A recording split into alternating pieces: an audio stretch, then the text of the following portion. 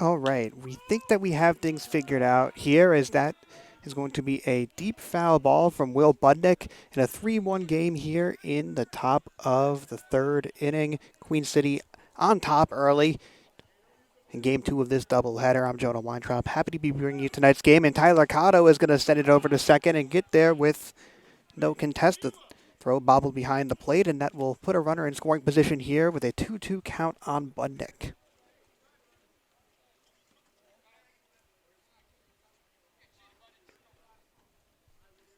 We apologize for the difficulties in getting this stream up and going.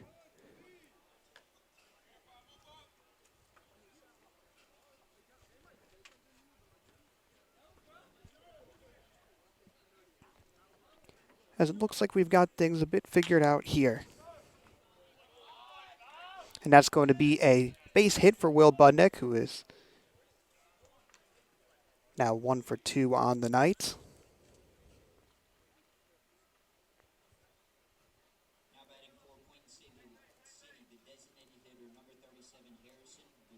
That brings up number 37, Harrison Bouthelette.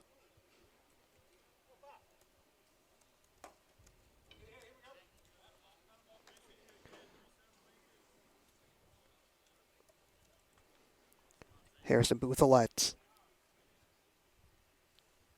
the lefty, played catcher in game one. Obviously, not going to test his knees like that in back-to-back contests, and getting a designated hit nod tonight. The powerful lefty entering his freshman year at San Jacinto Community College. Watches that one go into the zone and brings up a 2-1 pitch. The man on the mound tonight for the Owls is number 5, Todd Harris.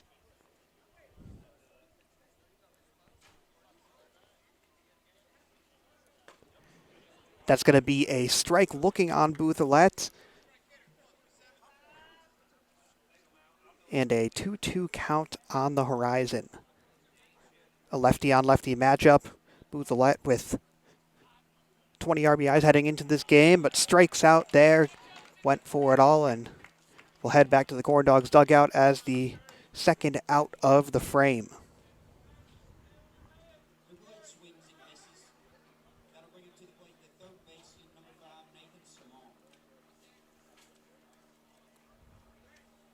Now Nathan Sammy, number 5, who struck out his first at-bat, is going to get up to the plate as that pick-off attempt of Tyler Cotto at second is not going to be there.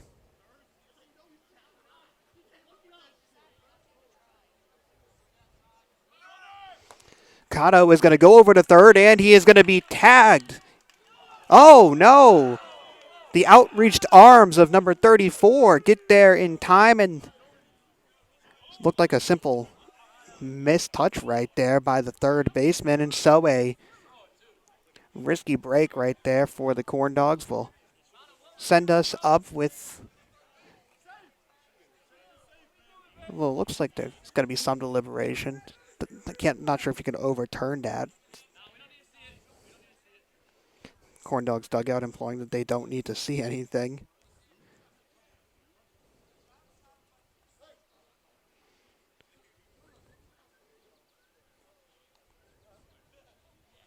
As that pitch is going to be in there on Sammy, the first actual pitch of the at-bat after Cotto stole on a couple of pickoff attempts over there at second.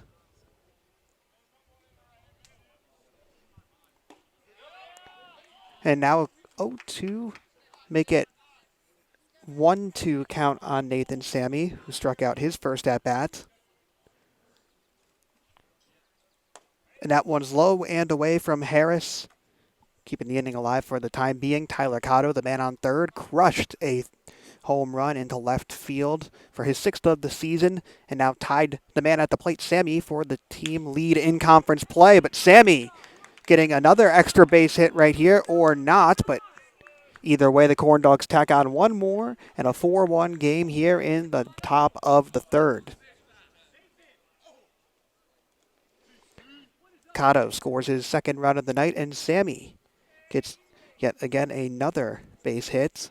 Sammy has really turned it on as of late for the Corndogs. A signature game on Saturday against the Athletics, as that one is popped up and back by Caleb Singleton.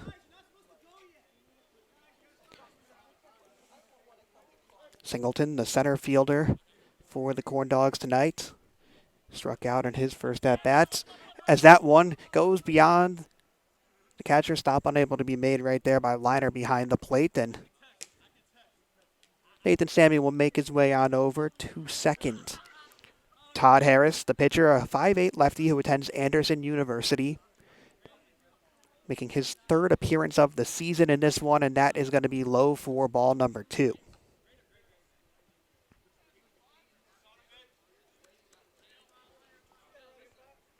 Caleb Singleton, on the other hand, got some limited action against the Mooresville Spinners in a doubleheader on Monday. Stole a base as a pinch runner in game number 1 before going 0 of 2 with another stolen base in game number 2.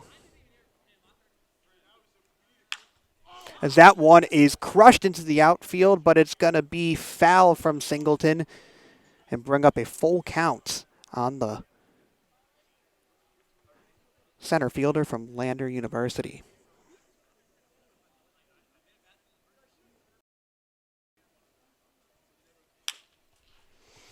Contact made by Singleton there. He's going to run it over to first, but not get there in time. The throw is there from the Owls, and the Corndogs get one more on the Sammy RBI single, which brings us to the bottom of the frame. Corndogs on top 4-1.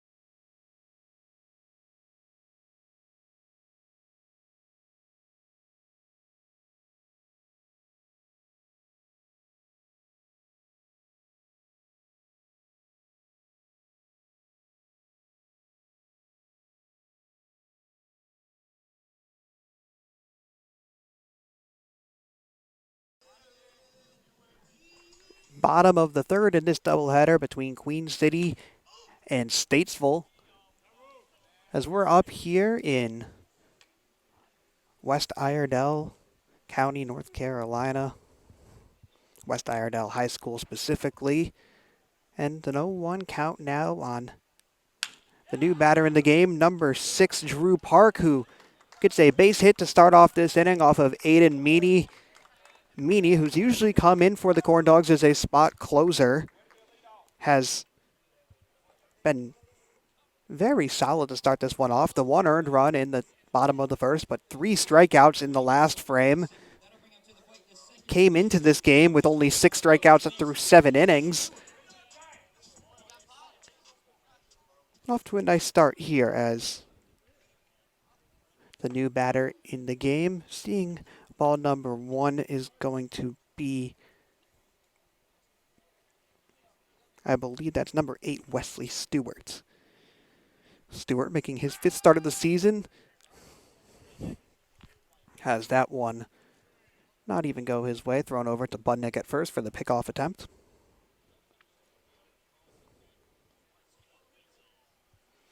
And that pitch is going to be outside from Meany.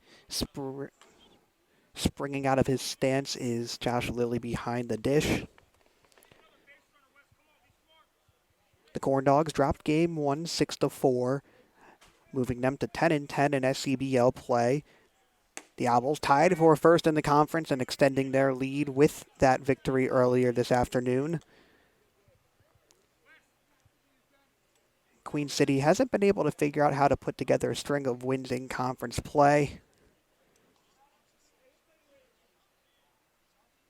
Split a doubleheader yesterday against the Spinners, as that one is going to be ball number 4 handled by Lily, but won't really matter as number 8, Wesley Stewart, takes his 7th walk of the season in 5 games.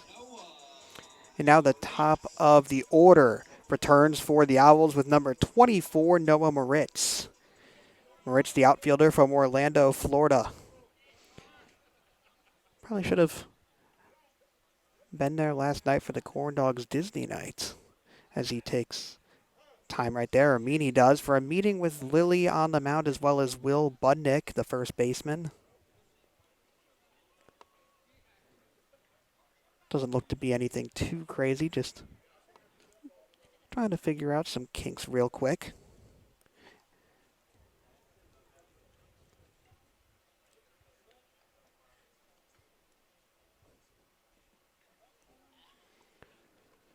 So Meany retakes the mound, going against the lefty leadoff hitter for this Owls squad.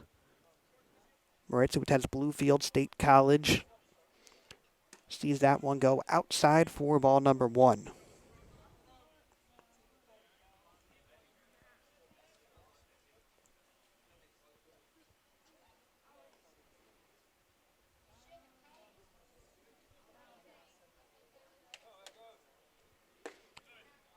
Moritz checks, but won't matter as that one is in the strike zone from Meany on the first strike of the at-bat. Evens the count at 1. Moritz entered this afternoon with the best average out of any Owl, a .375 batter through 15 games, and the most hits in SCBL play with 15 of those as well. Has been putting great numbers and doing yeoman's work for this Owls squad. Not to mention 10 RBIs on the season as he fouls that one back to keep the 1-2 count alive.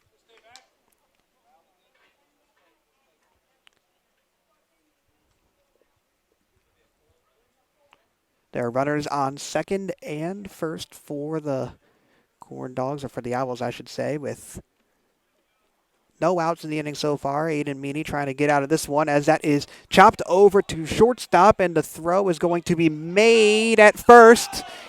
Garrett Sanner slings it sidearm over to Budnick, and the Owls and their faithful fans are not pleased with that one, to say the least.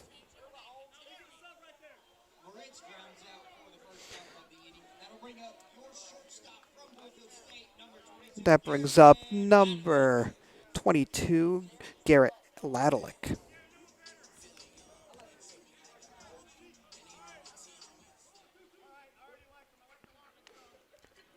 So 1 down and both runners move on the fielder's choice. Still plenty of work for the Corndogs to do, but the first pitch right there from Meany catches Ladelick swinging. Ladelick, like Moritz before him, is a player at Bluefield State College. Has started 14 games before this doubleheader as Josh Lilly stops that one behind the plate. Ladelick against Concord on Monday, a game that the Owls won 5-1. He went 2 of 4 with 2 RBIs, one of them coming on a double.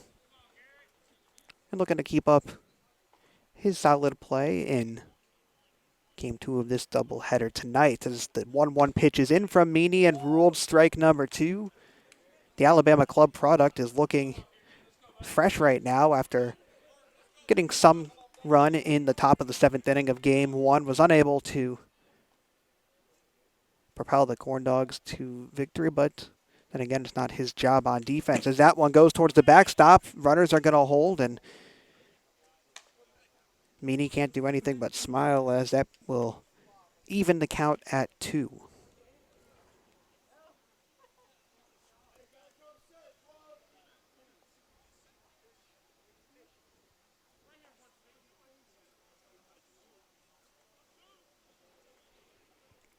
Aiden Meany trying to get out of this jam, and that one is popped up into left field. It's going to go foul and just outside of the reach of Wilson Lohr out there in left field. Could have been a fantastic play if Lohr was able to get that one. Had a lot of ground to cover. And a 2-2 count now once again for the Owls.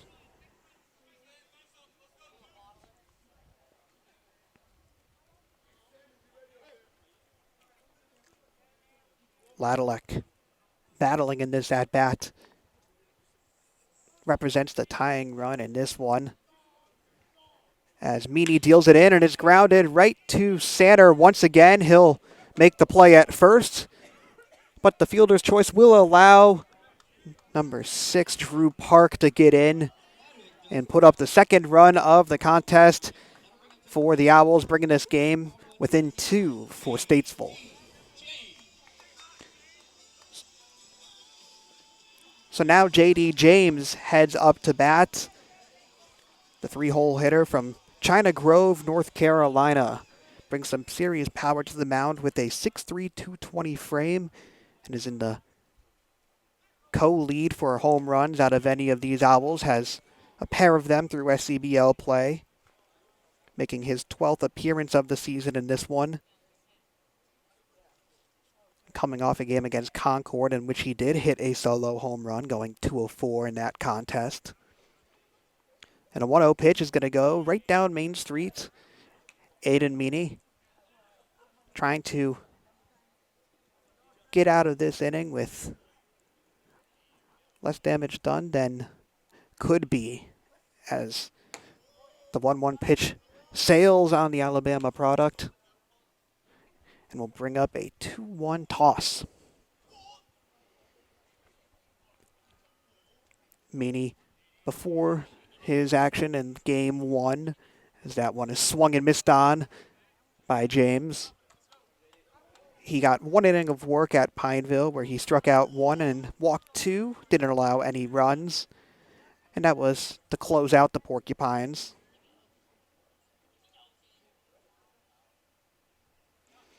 And that one goes in the dirt. Even 2-2 count coming up.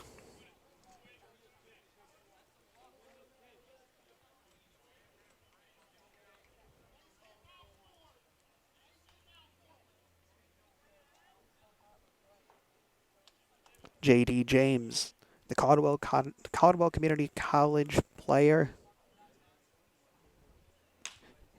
Hits that one into left field, and it drops in between Lohr and Sammy. That will bring home one more run for the Owls, who draw this game within 1.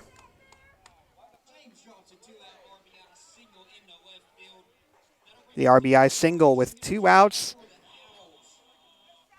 Not ideal for this Queen City squad, and Aiden Meany on the bump. Now with still 2 outs, how will he respond?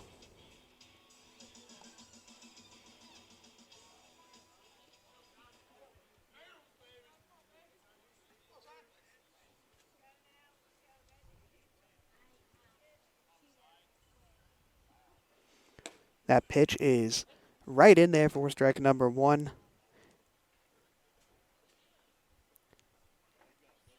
Aiden Meany has given up 2 here in the bottom of the 3rd after the Corndogs got out to a 4-1 lead in the top half of the frame.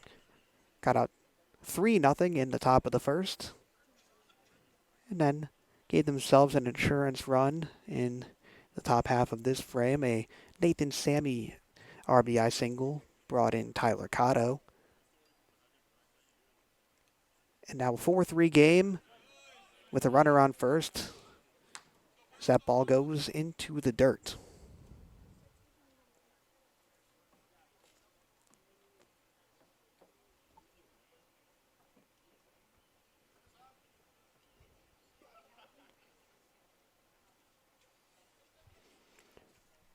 Meany deals this one in, and once again, the drop ball not going to catch one of these Owls. The man in the box is number 9, Scion Barnett, who goes to Eskrin College.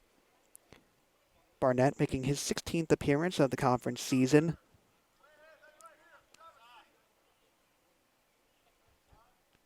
Runner on first as that one's right in there again for a strike. When Meany's finding the strike zone, he's finding it clear as day, not painting any corners. Punching it in there is the New Hampshire native. And now 2-2 count, chance to get out of this thing as Barnett grounds it over to Sander. The difficult play is not going to be there. Barnett has a team-high 8 stolen bases for this Owls squad. His speed down the base path made that one a tough throw from Garrett Sander. And the infield single brings up number 36, Kenny Liner. A visit now from Josh Lilly for Aiden Meany. As with 2 outs and 2 runs scored already this inning, there are multiple runners on base. Kenny Liner stepping up to the box. Liner, junior from Wake Forest, North Carolina, attends Western Carolina University. Is lefty playing behind the dish tonight as the starting catcher in game number 2.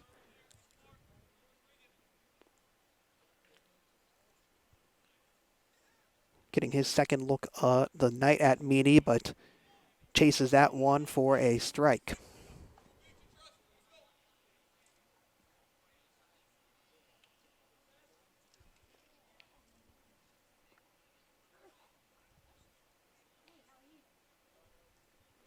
That one is going to be fouled off the bat of Liner in an 0-2 count. Once again, with 2 strikes, Meany has a opportunity to bring us to the 4th inning.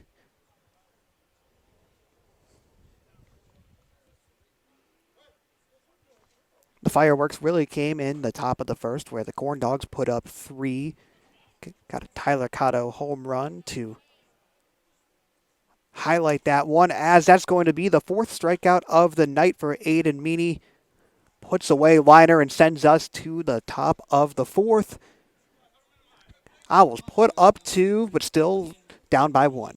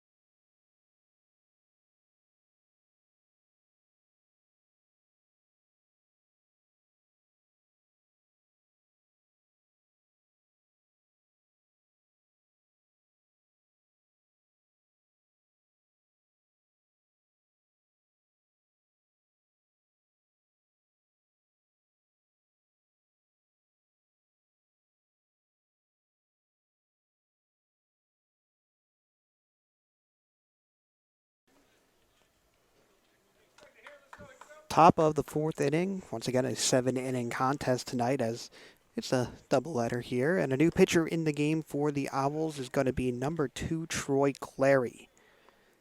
Clary, naturally an outfielder, but getting some work on the bump as is typical over this summer collegiate season. And the Rockingham Community College product is down 2-0 in the count, but that one will go down Main Street against Miller St. John. St. John 0-1 on the night. Second to last in the order, and he tips that one over to second base. Play made, and one down here in the top of the fourth for the Owls.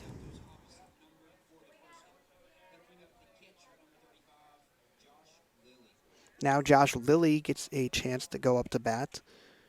Stewart making the last play over there at second.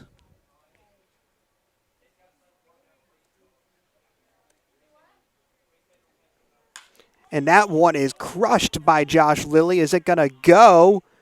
No, but it'll go outside of the glove of Noah Moritz. A double for Josh Lilly, the catcher tonight. Hammered that one into right center and gets on base to give the Corndogs a little bit of juice here in the top of the fourth.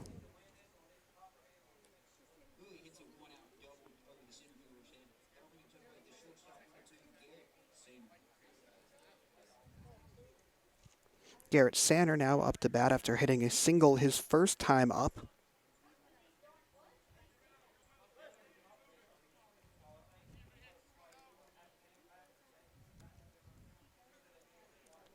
Runner in scoring position for Sander as that one is going to be just outside from Clary, ball number 1.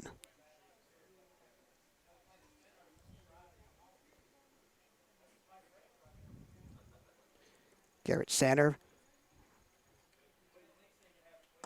sees that one go in for ball number 2. Low in the dirt, that one.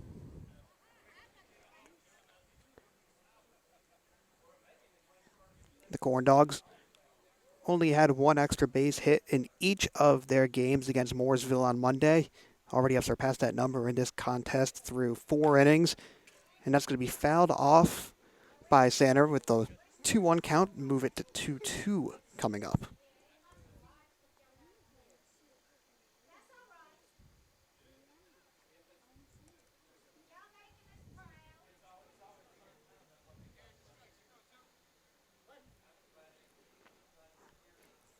Clary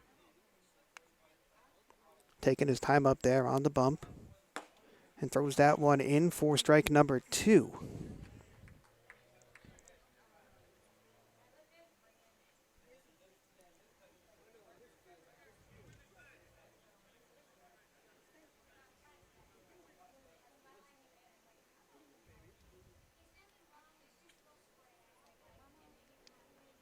Two-two pitch is swung and missed on by Sander. First strikeout of the night from Isaiah Clary.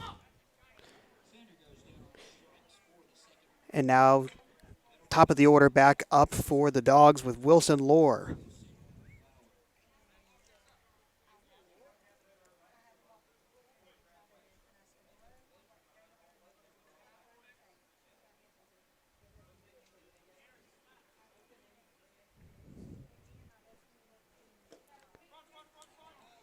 First pitch of this at-bat will be stopped right there by Liner behind the dish. Nice play right there from Liner.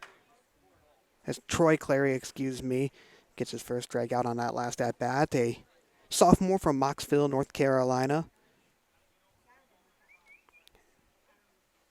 Making his 4th appearance of the season.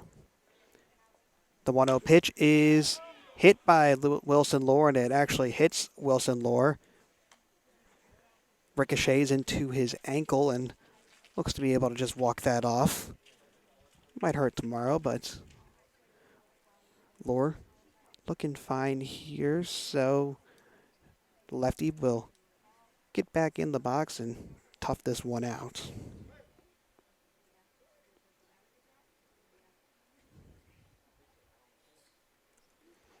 Lohr is 2 of 2 on the night, has a double and a single.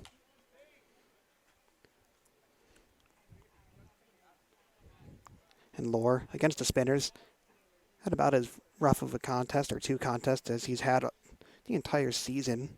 Had 3 strikeouts over the 2 games and only 2 hits and 8 at-bats.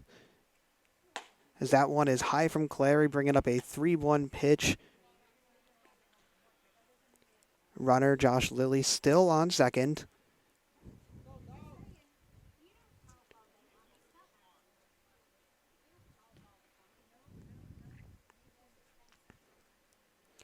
As that one is going to be a walk for Wilson Lohr, reaches first base and gets his 3rd base of the night. As Cannon Pierce steps up to take his 3rd at-bat of the contest.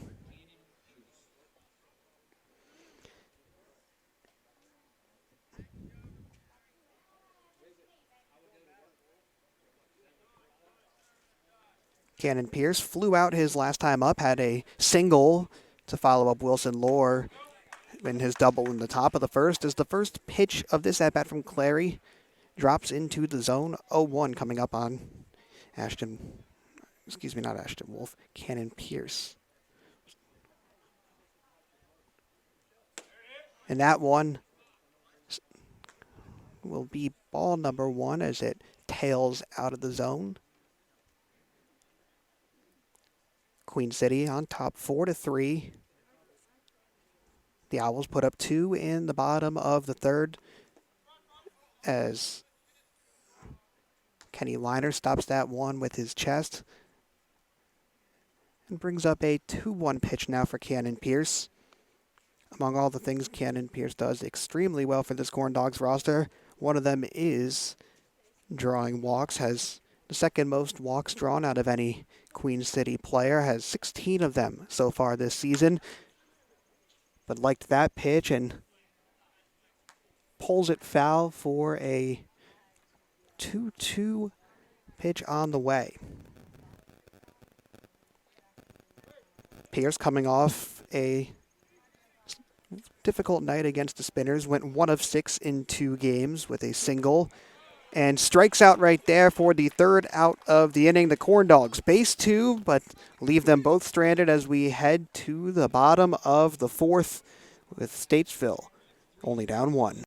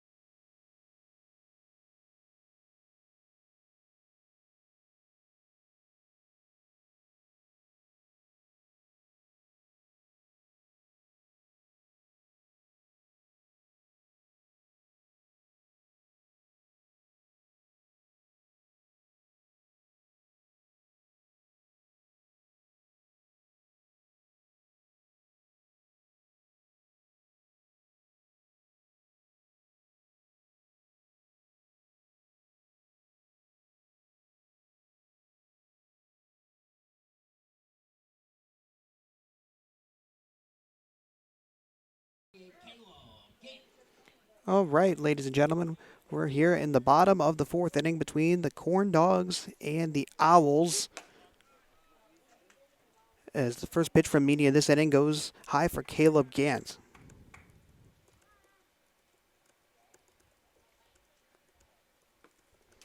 as that one sails over and will bring up a 2-0 count. The back netting getting into the frame there, so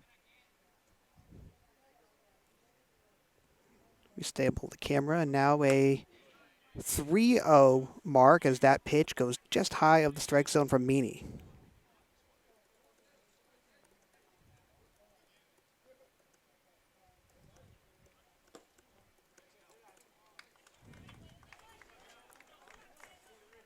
That's going to be a walk for Caleb Gant. And send up the Emery and Henry product. That's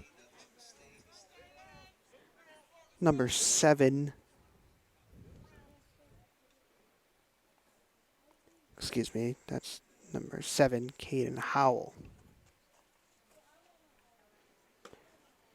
And that pitch is in there for strike number 1.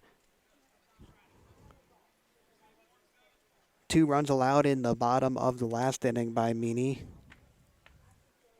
Looking to bounce back here. Has 1 down, a runner on first, and an 0-1 count to work with. As that one is chopped over past Nathan Sammy, couldn't get on top of it, and now 2 on with 1 out for Statesville here in the bottom of the 4th. Howell gets on base and brings up the center fielder, the right fielder, number 27, Scotty Diekman.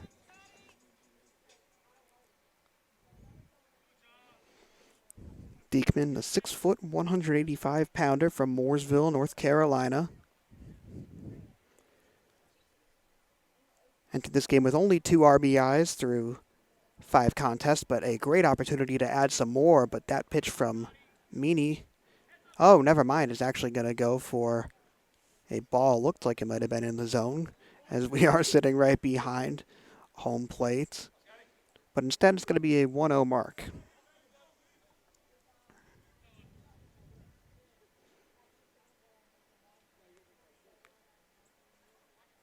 Statesville Owls came into today with a share of the lead in the SCBL. Meanwhile, the Corndogs sitting at 4th, but only 1.5 games separating the Corndogs from the 1 seed.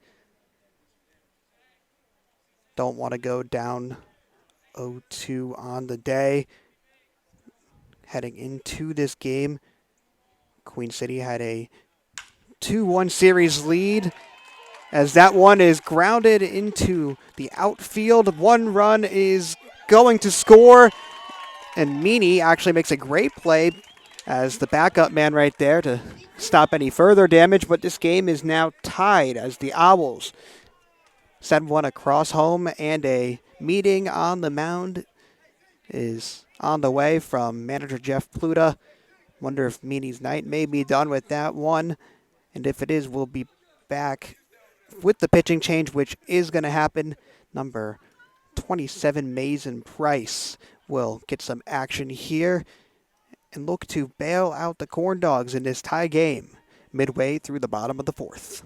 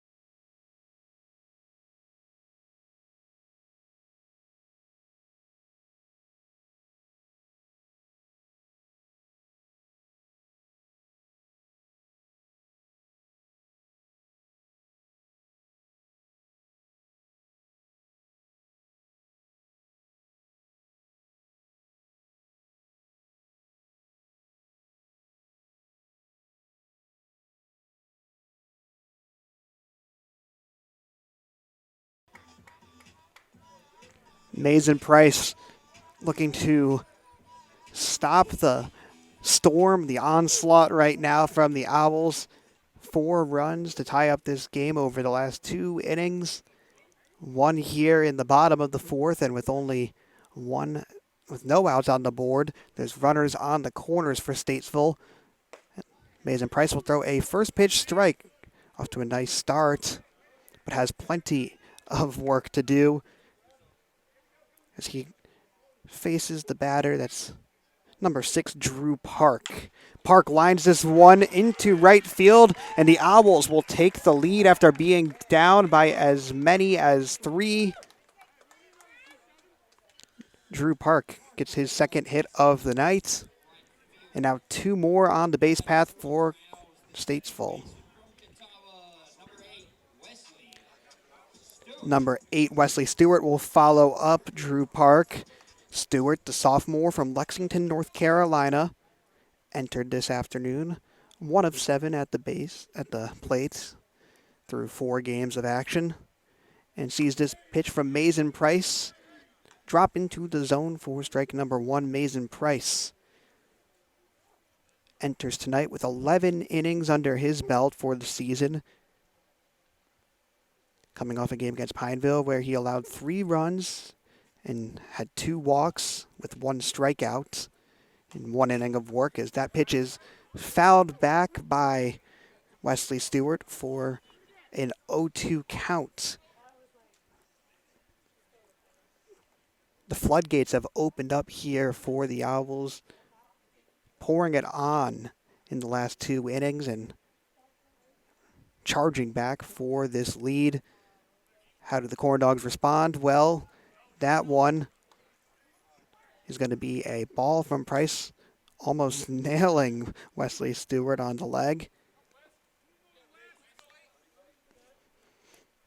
Fortunately for Mason Price, that one didn't hit him. Would have been a huge bailout to load the bases.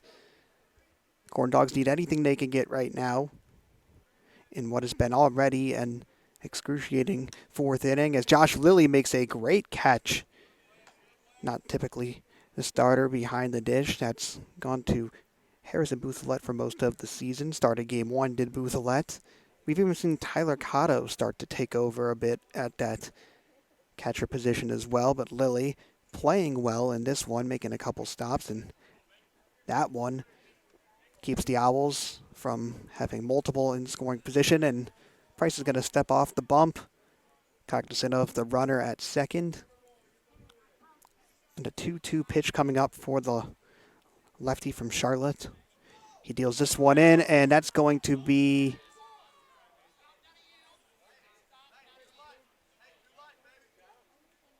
wait, what are we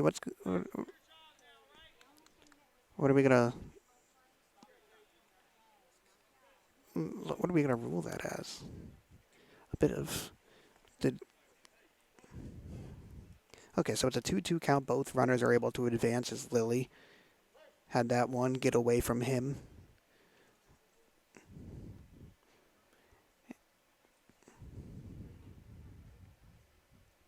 Mason Price has that one go to the right for him, or to the right of us. Pulled it left arm side, and now we have a full count. Mason Price has walked the 2nd most batters out of any Queen City pitcher. Has 17 walks on the season. You can bet he really doesn't want to make it 18 here, as that pitch is fouled back. The count will stay full as Wesley Stewart is able to make contact with that one. Stewart, through 4 games, has struck out 4 times, been walked 6. Is a Catawba College product, one of a few on this Statesville team. As Price looks back at second, wheels, deals, fires, and it's in dirt for his 18th walk of the season. Bases are now loaded, and a leadoff hitter coming up. The last guy you want to see if you're Mason Price and this Corndog squad. Noah Moritz, the center fielder, already getting his third at-bat of the game, and the man with the most hits out of any Owl, with the best average of any Owl, and the most doubles out of any Owl, has a chance to really add some insult to injury, but instead he gets hit with a pitch right there from Price. So a 2-run lead now for Statesville, as Noah Moritz will take his base and bring up number 22, Garrett Ladalik. Ladalik, a .250 batter on the season, has 5 RBIs entering this afternoon. And the junior from Reidsville, North Carolina, has a golden opportunity to boost his stats with a couple more RBIs here. The 6'1" righty doesn't go on that first pitch, so a 1-0 count now for Price, who entered tonight's game with a 10.6 ERA. And once again deals this one in, and it's going to be chopped foul. Bring up a 1-1 toss.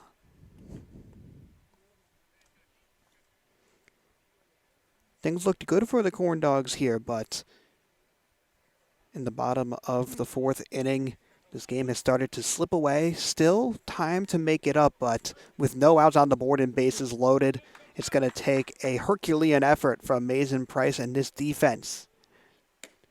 And that's going to be a pitch that stays left on Price as the count moves to 2-1 on Ladalik.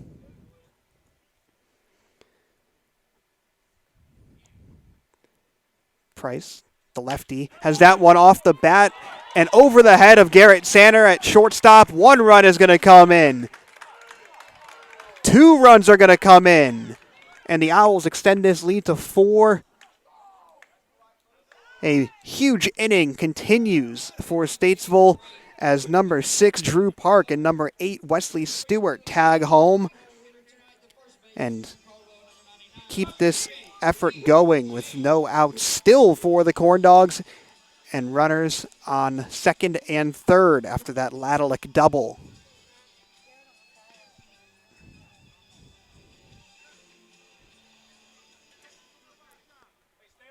Now comes up the big lefty, J.D. James.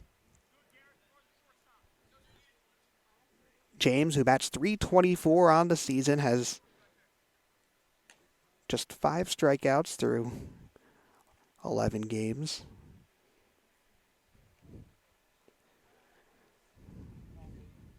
And the 6'3" sophomore from China Grove, North Carolina, watches that one go outside for ball number 2. As Josh Lilly going to take a quick second to talk with Mason Price on the bump. Will Budnick will join in on the party as well. But the real party right now is the Owls on offense. Everyone getting involved. And this order has already gone through itself once this inning.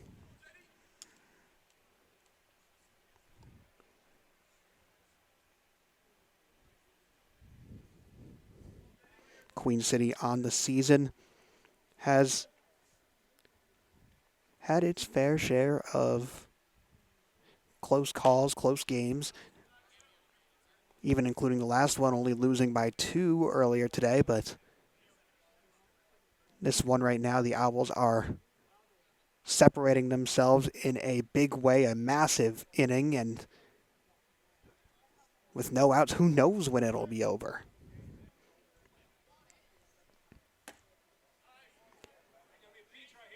And J.D. James watches that one, and it's going to be ball number 3. And an important part of this game is that the Owls and the Corndogs have 6 games in the season series, and Owls, after the first win today, got on top 2-1 as that one's fouled off by James, bringing up a full count. The Owls can take a decisive 3-1 lead in the season series, and obviously, if you finish with a better record than someone, doesn't matter, but the tiebreakers in this league feel like they're going to be pretty important given that there's 5 teams consistently playing for that number 1 spot. Another foul ball courtesy of J.D. James. Keeps the count full and keeps the lefty 6'3", 220-pounder alive in the at-bat. Ladalak is at second. Moritz is at first. The man at the plate, James, the three-hole hitter. In the top of the order now, the ones doing the damage for the Owls after the bottom of the order pulled their weight to start off this rally. Price, the lefty, deals this one in and gets a much-needed strikeout. One down, and Price records his 11th K of the season. Excuse me, his 11th K of the season. And the first out of the inning welcomes number 9, Sion Barnett, to the plate.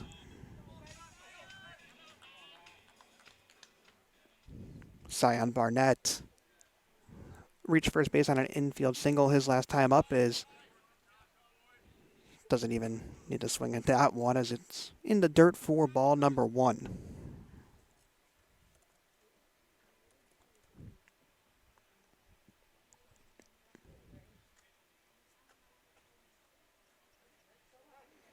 Price has that one settle into the zone. 1-1 count.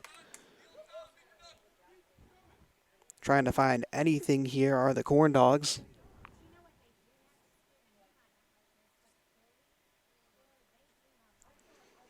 As that pitch is going to be checked on by Barnett. 2-1 coming up.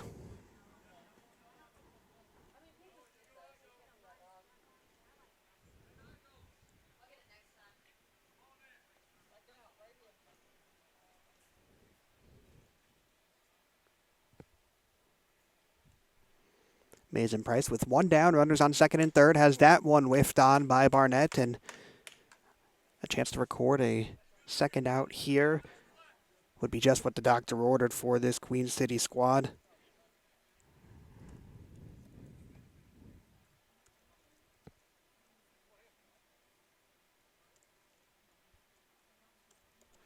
As that pitch will sail outside for another full count. Big pitch coming now from Mason Price. Has walked one and struck out one so far in this inning. Was put in a difficult situation and has that one fouled off as the full count will stay intact.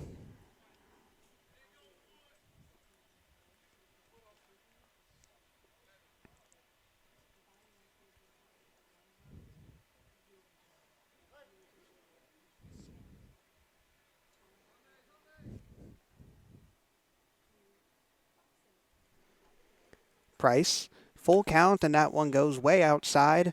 Barnett is able to draw the walk and a visit to the mound for the second time this inning. The Corndogs just can't catch a break, and manager Jeff Pluta is going to have a conversation with Mason Price here with Queen City down 4-8, one out, and the bases loaded.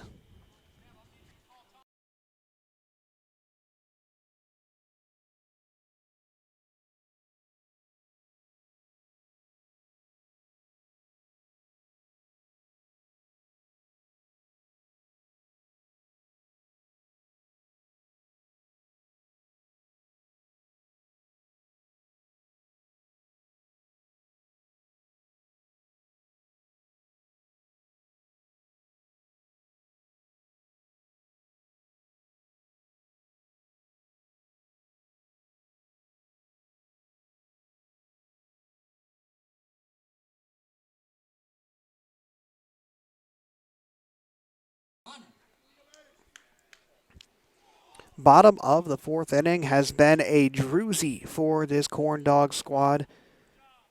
And bases loaded with one out. Kenny Liner, the man in the box, lefty from Western Carolina, trying to add on to the damage, but goes swinging for nothing on the first pitch of this at-bat. Mason Price gets ahead 0-1.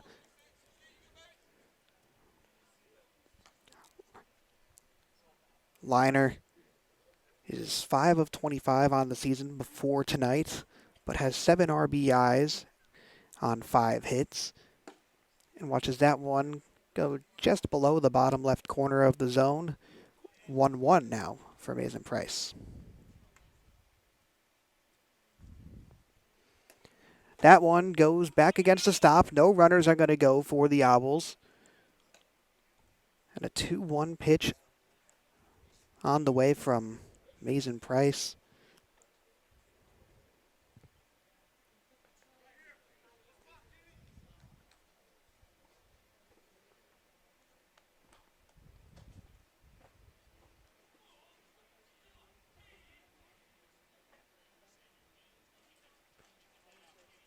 One down, 2-1 count, and this inning has moved like it's 8 feet in molasses.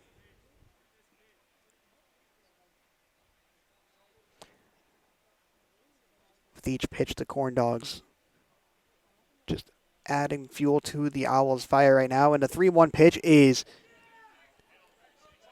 whiffed on by Liner. A huge swing from the lefty, junior from Wake Forest.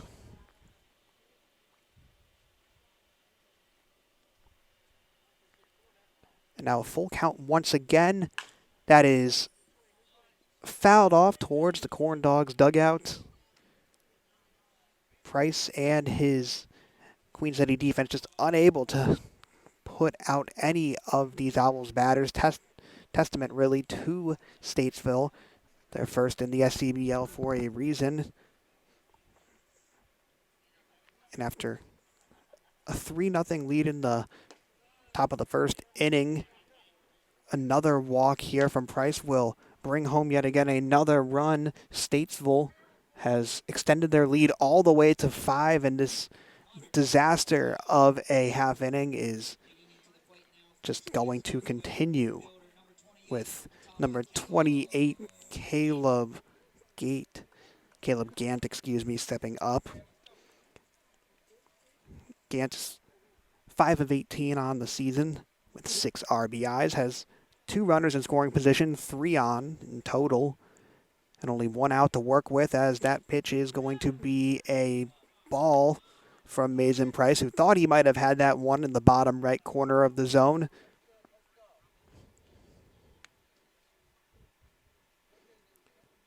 As the lefty throws that one outside. 2-0 count now for Caleb Gant, the Catawba College product. Righty from Matthews, North Carolina. Not too far away from where the Corndogs play their home games, the Friar at Charlotte-Ladin. And that pitch is going to go inside on Mason Price. 3-0 count on Gant. And with each walk comes another run for the Owls at the moment. But that's going to be low once again. So for the second at bat in a row, Mason Price walks in a run. And this lead is now 10-4 for the Owls. What a change in momentum.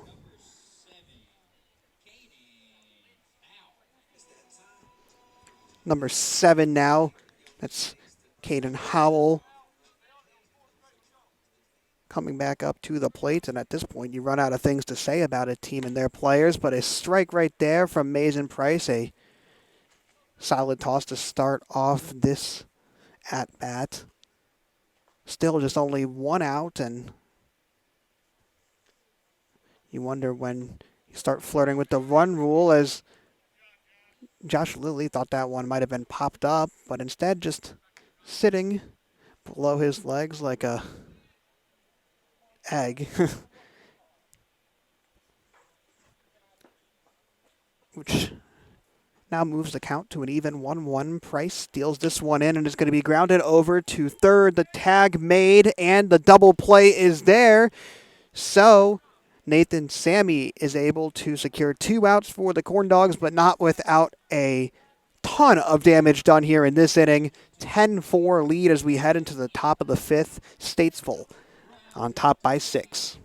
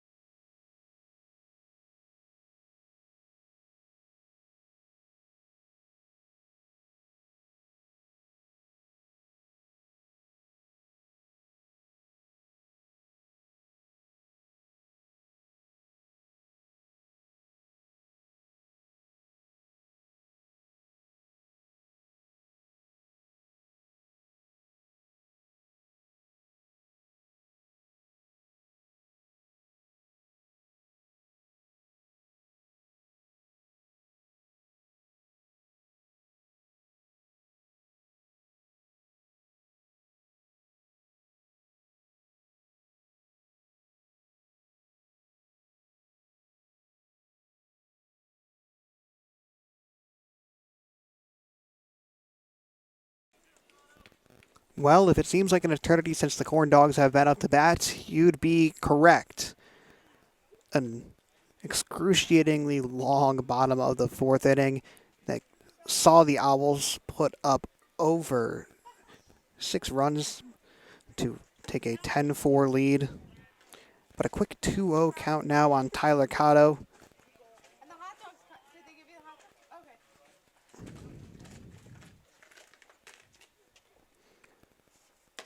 Who watches that pitch go high? 3-0 now on the righty. Hit a home run in the top of the third and top of the first inning, but boy, does that seem like it was a long time ago. And with a 3-0 count, elects not to go on a pitch that goes right down the middle from number 2. That's Troy Clary, still in the game on the mound. Got a lot of rest for that right arm as he evens the count. Cotto thought he had the walk right there. And after being down 3-0 in the count, Clary has brought this to a full, which results in a third consecutive pitch that goes right down the middle, but Tyler Cotto protecting the plate and fouls it back. Queen City doesn't have a lot of outs left to work with in a 6-hole deficit, as that ball is going to be fouled into the stands, or at least in the area of the stands.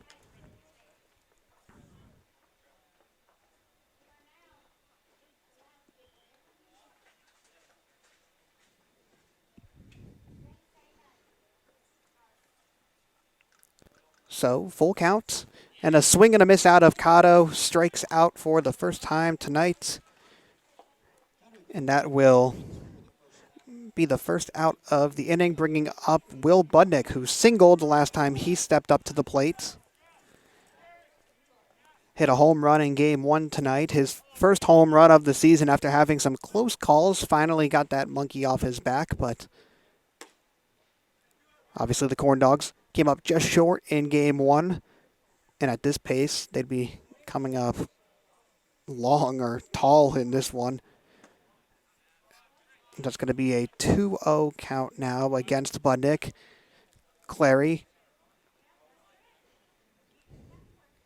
has one down, no on. Has that one go into the zone, strike number 1.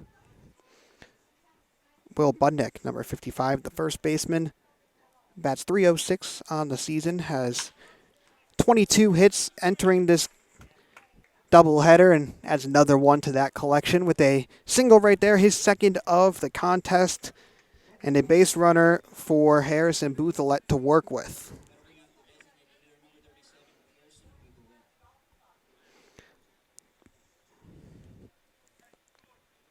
Boothelet only played Game 1 of the doubleheader on Monday, went 0 of 3 with a strikeout in that contest, but still batting a solid .288 on the season with the second most RBIs out of any Corndog player.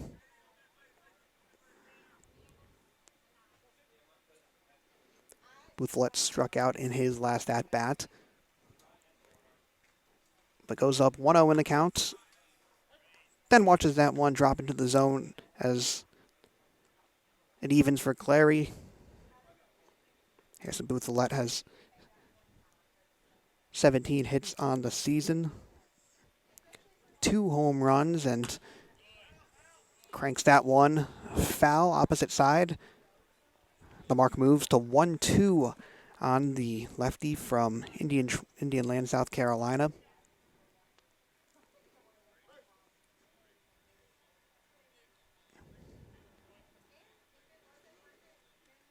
Clary looking for the second out of the inning, and that one is hammered into right field. That's a no-doubter. Harrison Boothelet gets his third home run of the season and puts 2 on the board for the Corndogs to draw this within 4. That one ripped off the bat of the lefty, and the second he swung it, knew that that was going over. Will Budnick taps home, and this game is now far from over, but a little bit interesting with Nathan Sammy stepping up to the plate.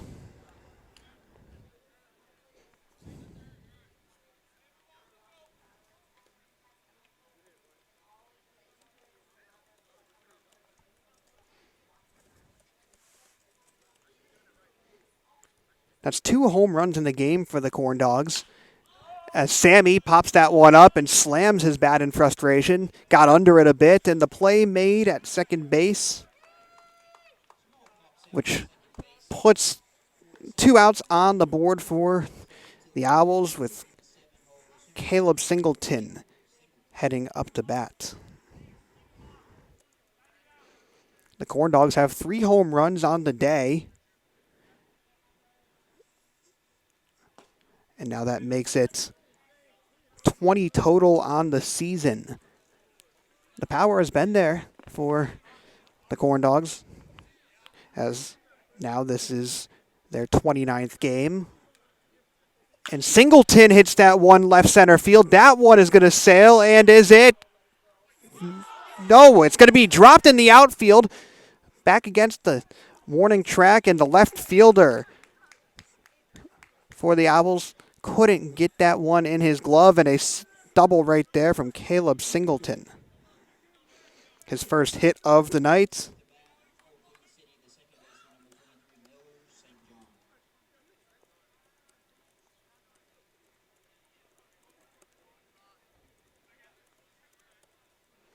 Miller St. John looking to help the Corndogs. A little flicker of hope here in the top of the 5th, but still 2 outs on the board. Singleton, always someone to watch out for on the base path. Has a team best 13 stolen bases on the season.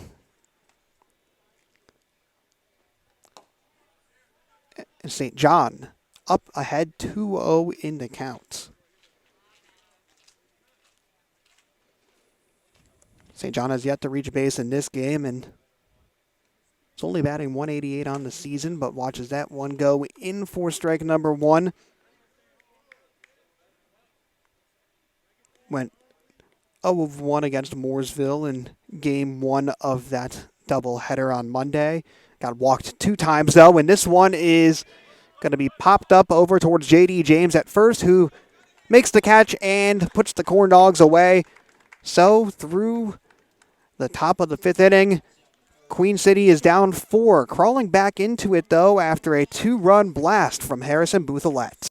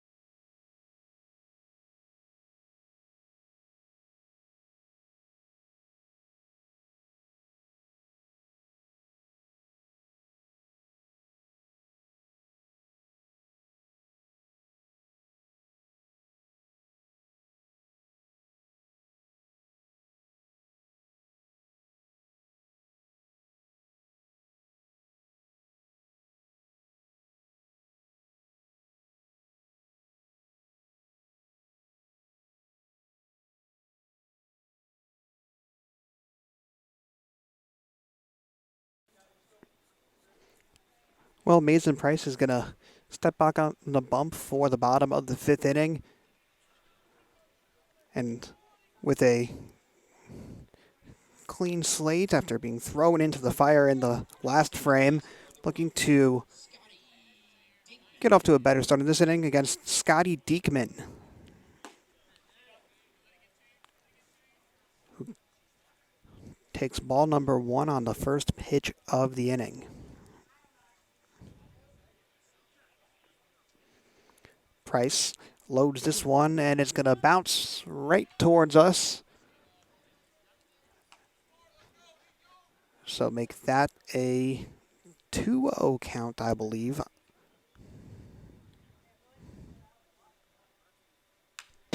And that one could be fouled right back against the warning track from Diekman.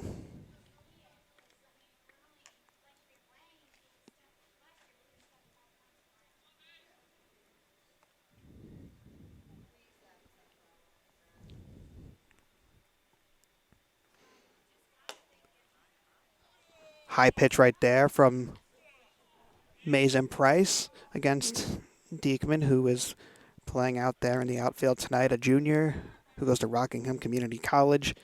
Entered the game 3 of 11 and hits that one right back to Price as the lefty gloves it. And a wild throw goes beyond the glove of Budnick at first, and a extra base gained after what could have been an out, and that kind of captures the Corndogs night in a moment.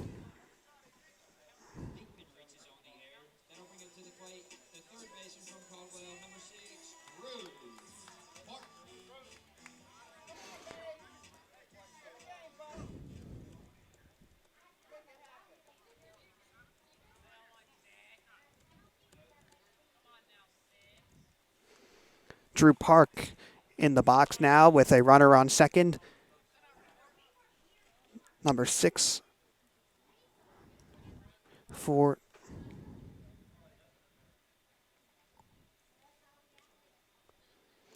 the Owls, has a 1-0 count now. As Price throws that one in for strike number 1.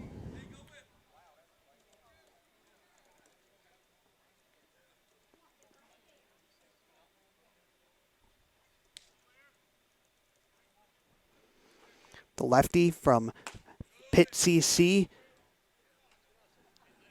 has that one go high and inside for ball number 2 against Park. Park entered this set of games with 8 hits and 27 at-bats, and lines that one over to shortstop, and that's St. John, who is also unable to get the throw to Budnick. Runner advances. Diekman at third. Park finds his way to second, and the Corndogs just can't catch a break, making some simple plays look difficult, and errors have started to become a theme for this Queen City squad as the season has gone on. We're very clean to start off this campaign, but in the past slate of conference games, they have had some difficulties in the field as Mason Price gets off to a 1-0 start, and this count has 2 runners on. High-scoring affair here in Game 2 between the Owls and the Corndogs.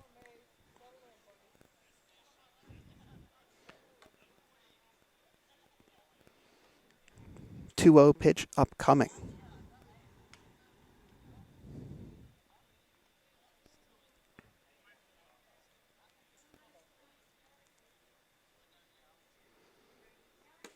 And that one's right down Central Ave, strike number 1 against Wesley Stewart.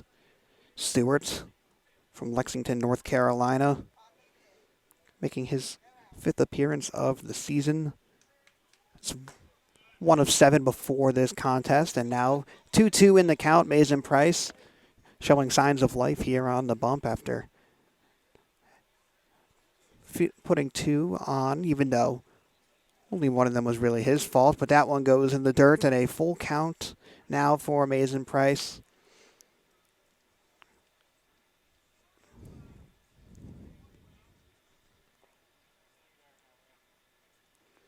The 6'5 lefty looking to put an out on the board for Queen City and deals this one in, and it is fouled way over right field, so make it a redo of the full count.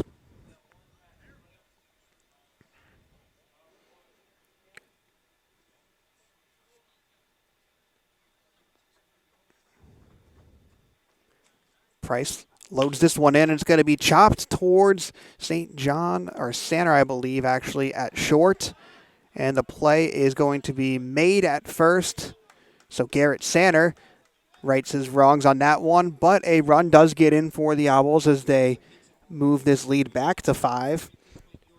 But more importantly for the Corndogs, they get an out on the board. The issue hasn't been offense in this contest.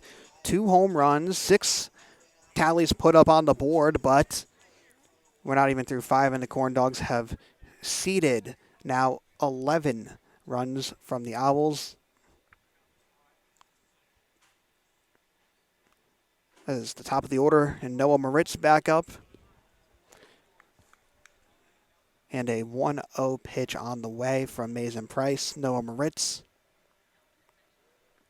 Haven't had to see it tonight because he's usually got on base when other players are on base at the same time, but the lefty is also the leader, or among the second on the team in stolen bases for the Owls, has 6 of them, and haven't even seen that prowess on the base path, as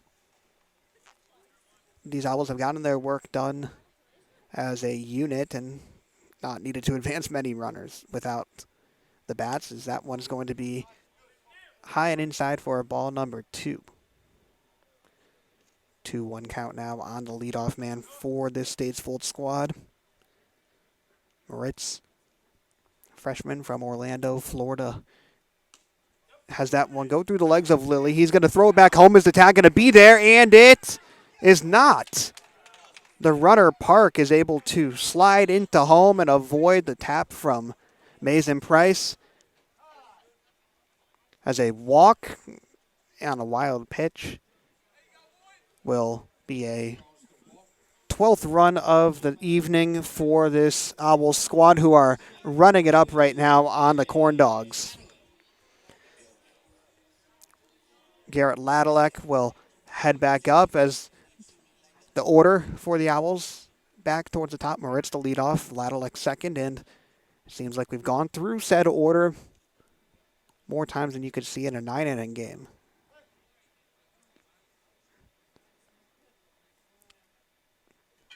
Moritz on first, and a swing and a miss from Ladalek. Strike number 1. Now is a time where Moritz could be a potential stealer, has those aforementioned 6 deaths on the year. As the second pitch is high from Mason Price, evens the count at 1, and Josh Lilly, aware of the speed from Moritz, springs out of the stance as soon as he snares that one. And now Price, 1-1 toss is cracked opposite direction over and foul, so make it a 1-2 mark on Ladalek, a teammate of Moritz at Bluefield State College.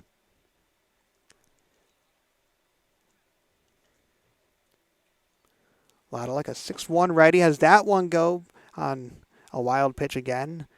And Moritz gets over to second base as the count moves to an even 2-2.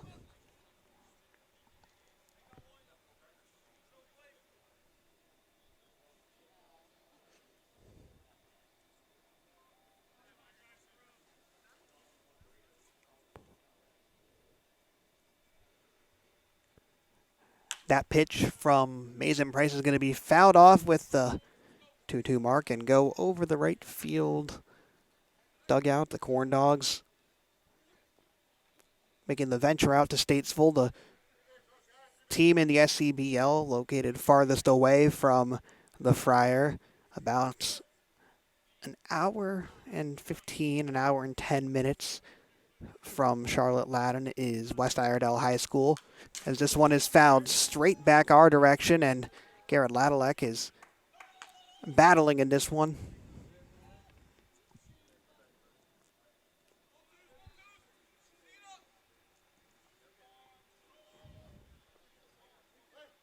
Queen City, at risk of falling below 500 in the SCBL, hasn't been below 500 on the season in conference play.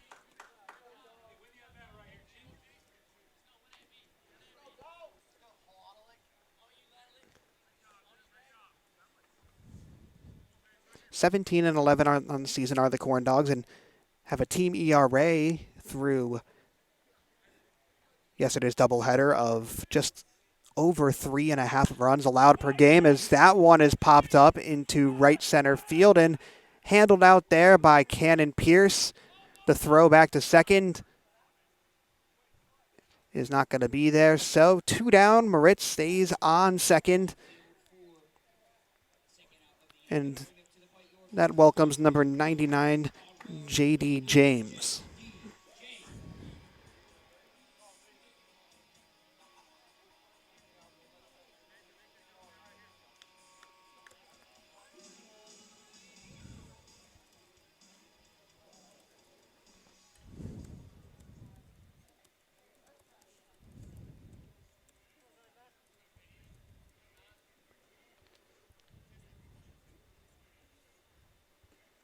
Another pitch that goes behind Josh Lilly, and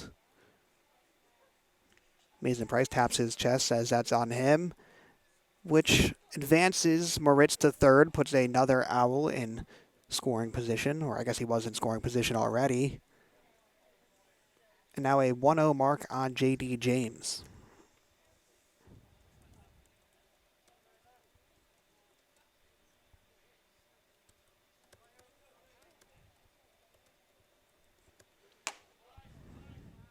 High pitch moves the count to 2-0.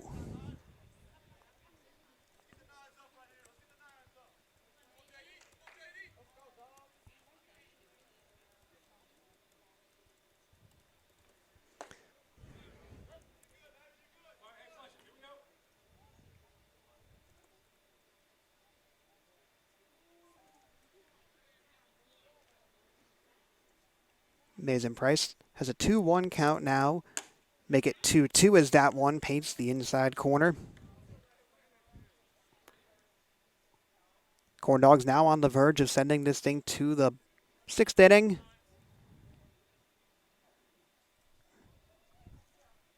And that one is chopped over to Miller St. John at second. The running throw is there. And finally, the Corndogs are able to handle a routine infield play. Seems like that's been a challenge all night. And give up a couple more runs in the frame as the lead is now 12-6 heading into the 6th.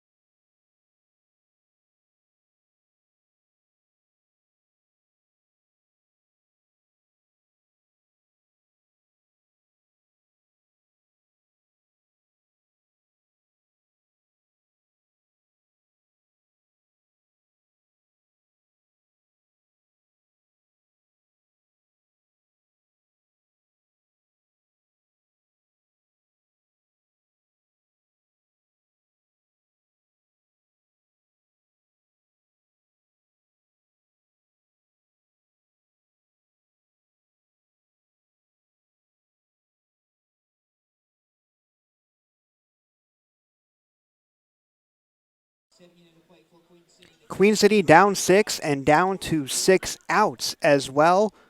With the first pitch from Clary going into the dirt. The batter is number 35, Josh Lilly, who doubled in his last at-bat. And now is in a 1-1 mark after that one is called strike. The Corndogs have had some bright spots on offense tonight. The defense has been the real struggle, but Lilly grounds that one over to short, and the throw is there. Nice play made by Ladalek at short, and 1 down here in the top of the inning.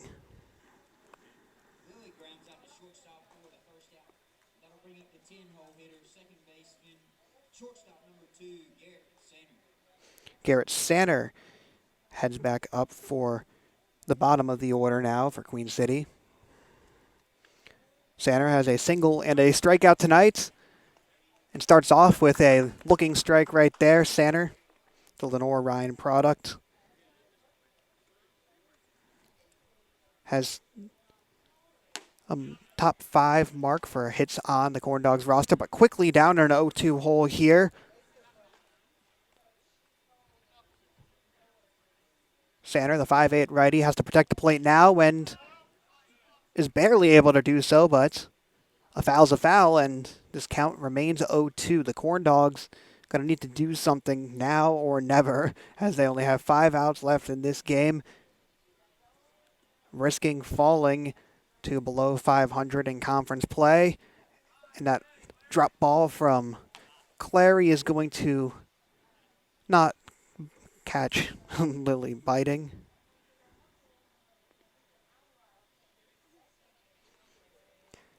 And Sanner bloops that one up into center field, but it's got too much under it, and Noah Moritz will get under it and make the play. 2 up, 2 down here for the Corndogs.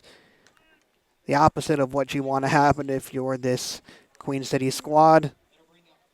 And now the top of the order returns with Wilson Lohr. Lohr has been one of the premier hitters all season for the Corndogs and has looked the part tonight. Is 2 of 2 with a single and a double. Also got walked. The lefty now takes a big hack at that one and comes up empty.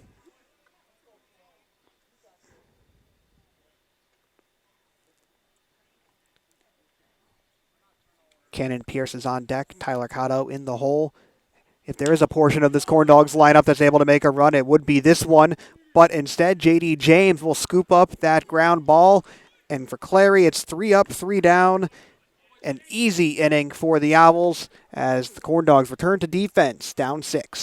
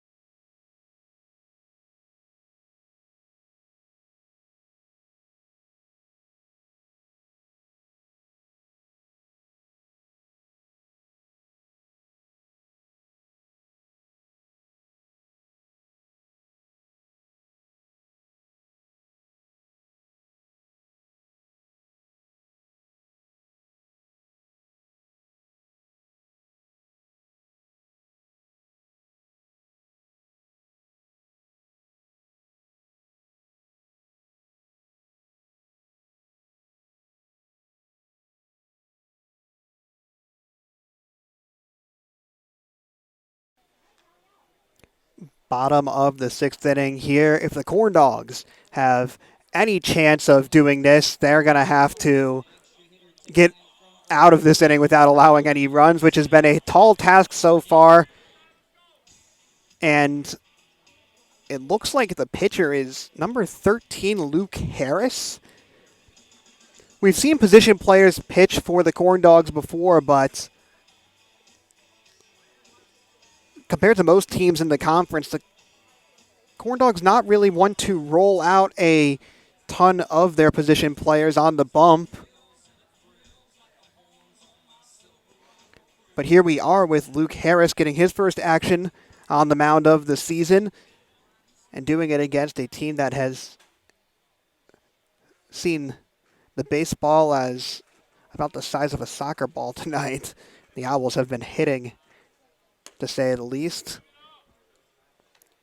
As that is going to be a high ball on number 9, Sion Barnett.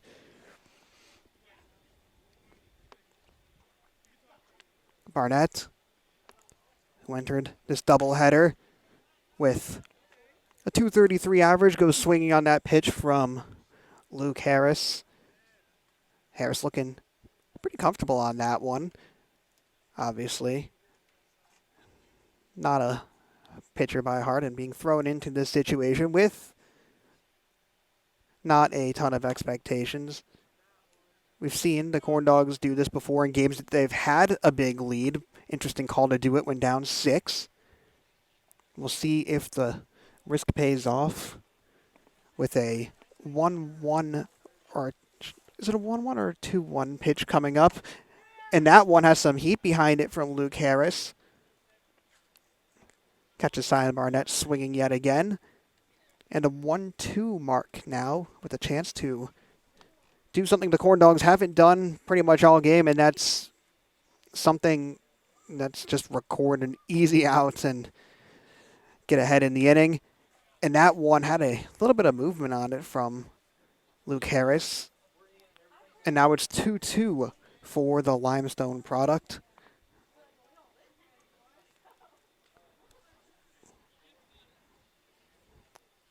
Harris likes what he's getting from Josh Lilly at the catcher position and deals this one in, and that one is going to be fouled back. 2-2 count stays as Luke Harris, the 6'3 righty, who has played in the outfield the entire season for this Queen City roster, making a surprise appearance as a pitcher tonight. And with the 2-2 count, has that one hit right back towards him, but Sammy going to have to barehand it, and Barnett flying down the base path forces an errant throw from Sammy at third. Barnett chugging along. Is he going to try to go to third? Sammy can amend his rights and make them... Are they going to rule that? Oh, he's out. Barnett, Sammy is able to make up for that errant throw. Barnett was trying to pick up an extra base right there, and instead is tagged out by Nathan Sammy. So the Corndogs get their out. Not the most beautiful way to do it, but you take what you can get, down 12-6 with Kenny Liner up to bat now. No runners on. Facing Luke Harris. No stats about Luke Harris as a pitcher, obviously, as that's strike number 1.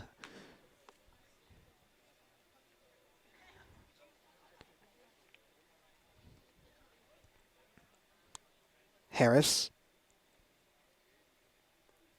bats .211 on the season, has 9 hits and 10 RBIs. Now on the other end of things, and in a 1-1 count against Kenny Liner. Harris deals this one in, and that's going to be high and outside. 2-1 now. Luke Harris, a native of Edgemoor, South Carolina.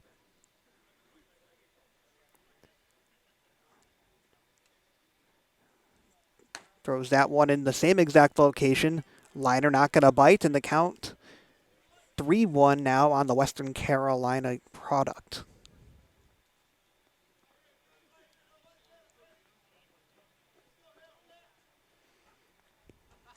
3-1 toss is right in there. Luke Harris brings it to a full count.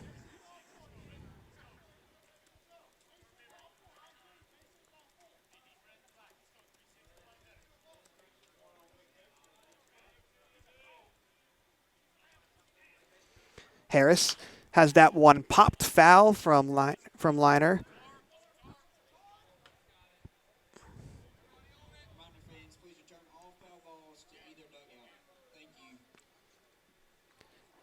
As the lefty now from Wake Forest, giving Harris all he can handle.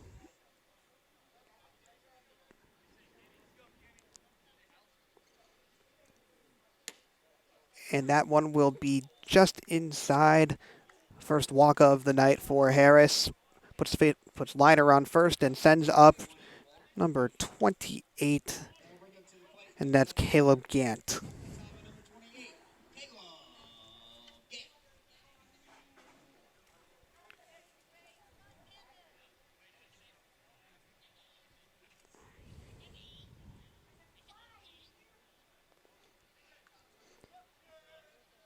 Liner on first, the catcher for the Statesville squad tonight. Has 4 stolen bases on the season. Taking a decently sized lead over there on first. Harris pays him no mind, and with a 1-0 pitch coming up, deals this one in, and that is hammered. That is a home run, 2-run shot. A absolute blast off the bat of Caleb Gant. His second home run of the season extends this lead to 8. An insult to injury for the Corndogs, as the Catawba College product absolutely rocked that one to continue a dominant night for Statesville.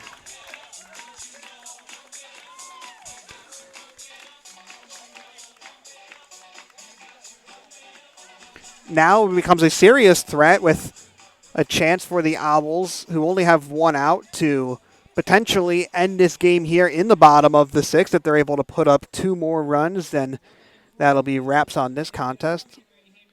Oh, wait, excuse me. That would be after the 7th. Had to give myself an odd look right there. It's been a long night for everyone involved in this game, especially the Corndogs side, as Harris throws that one low for ball number 1. Harris, who had looked pretty solid through a couple of at-bats, allows a home run in his first inning of the season. And that one goes high to make it a 2-0 count now for Harris. Queen City, after splitting a series with Mooresville yesterday, made the trek out to Statesville today, and looks like they're going to come up short in both of these contests. 2 that you would really like to have if you're manager Jeff Pluta. But instead you have to likely rebound before another big matchup with the Concord Athletics tomorrow. That'll be a single header, or just a regular game.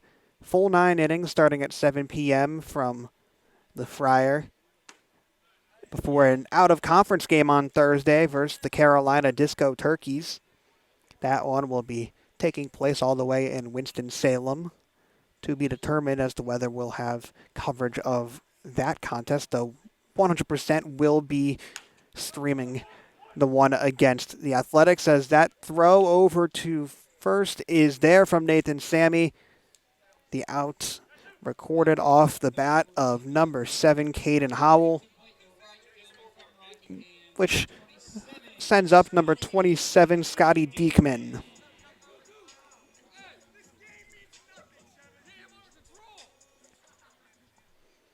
A little friendly banter between some of the Corndogs and Owls here.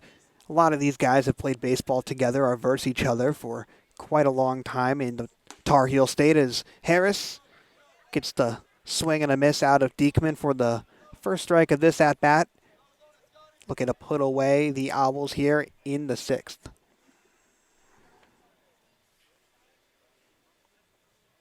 Harris has that one hit far and long again. The second home run of the inning for the Owls.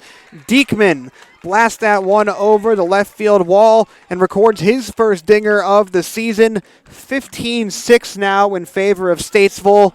And this just isn't getting any easier for the Corndogs as the Owls side rambunctious, celebrating, and rightfully so, as they are on the verge of picking up their second win of the day versus the Corndogs. And that one hot off the bat of Scotty Diekman to bring this lead to 9. One more run and the Corndogs are going to be in do-or-die position at the top of the 7th.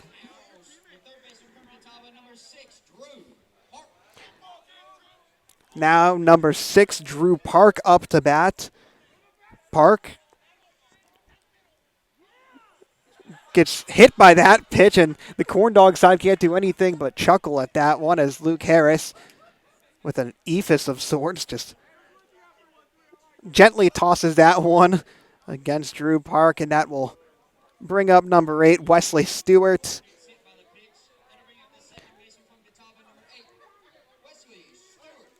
Stewart is 1 of 7 before this game, and that one hit was an RBI double, as this pitch is going to be just outside of the zone for a ball 1-0 count. Corndogs down 9 if they're to give up one more run here. They would have to at least tie the game, and not tie the game, excuse me, that would be asking a lot of them. They'd at least have to get it within single digits at the next frame to keep this game alive, as that's a swing and a miss out of Wesley Stewart. 2-1 count on the Catawba College product. A lot of guys on this team from Catawba College, Catawba Community, Catawba Valley CC, Caldwell Community College, Bluefield State College, smaller schools, but if you talk to a lot of people around this league, you'll hear them say the same thing, that Statesville is perhaps the best hitting team in this conference and has looked the part tonight, not even with either of their aces on the mound or any of the 3 aces on the mound. The Owls boast 3 of the top 6 ERA leaders in the conference and have gotten these 2 games done with their offense. As the top of the order is back up once again with number 24, Noah Moritz. Moritz has 15 hits on the season before this doubleheader, 10 RBIs, one of them being a home run. And throws that pitch outside, does Harris, to make it a 1-0 count on the best statistical hitter for Statesville.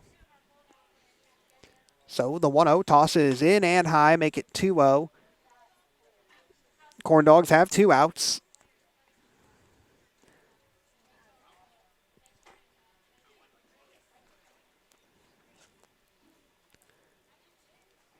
And that one's in the zone, make it 2-1. This game has seen quite a bit of long balls. In fact, each team has hit a pair of home runs. Not to mention that Will Budnick hit a solo shot in game number 1, as that one is grounded over to St. John at second, and the Corndogs will protect the single-digit lead, meaning that we're at least headed to the bottom of the 7th.